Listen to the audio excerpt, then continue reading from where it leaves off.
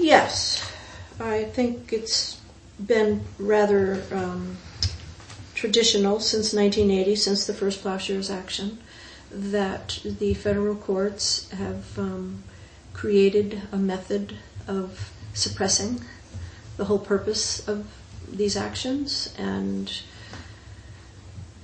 I think some of us co-defendants, the 7 of us, are reluctant to call it rigged or a kangaroo court. But then there are others of us who are happy to say, I think the reality with our judicial system these days is one of great corruption. 80% of cases never go to trial, and people are forced to plead guilty and to pay out, and of course the poor cannot pay out, and that's who the prisons are filled with. So it's not simply our trial and the question of the legality of nuclear weapons, but it's the way the entire judicial system functions as another arm of supporting empire. Right, well, everything gets reduced to trespass, private property, that whole question of there is a fence around the base, the citizens are expected to stay out of that area, and we had to cut a padlock to get through the gate into that, the Kings Bay Naval Submarine Base, and that's what becomes the focus. It's a red herring. It's a distraction. We have a colossal war machine embedded in our entire culture, hidden right under our noses. There are so many aspects of our culture that glorifies and supports and funds war making.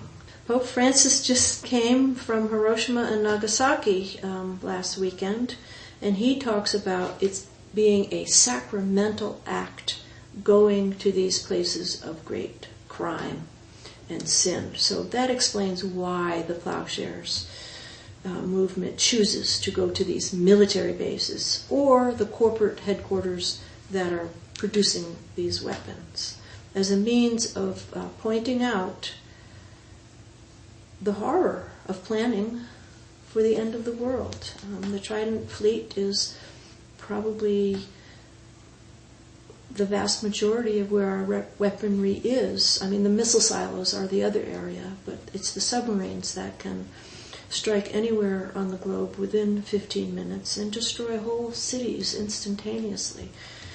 And our legislators, Eisenhower warned against this.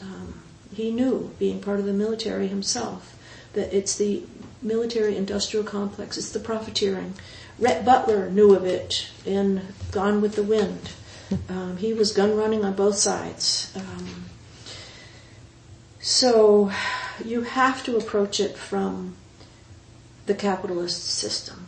And if it's capital that's running things, that's where you need to look. And the legislators, they just sign off on these Pentagon budgets without asking why so many billions going into a black budget where there's no accountability. And they're fed the line, the politicians feed their constituents the line of, we need jobs. It's the same thing that you're seeing with Trump undoing what Obama was trying to do in response to the climate chaos. There's no reason why we could not have been converting to alternative renewable energy sources 30 years ago.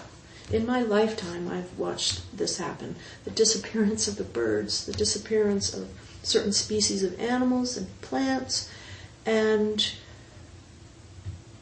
corporate interests dictate every aspect of our lives. Dorothy's quote, and she would be a little bit embarrassed about this quote, but our problems stem from our acceptance of this, what I thought she said, lousy, rotten system. She's referring to the capitalist system, but also maybe she's referring to the church being complicit with the capitalist system. So for us as Plowshares activists, we try to go to the root of it. And of course, that is also a tradition of the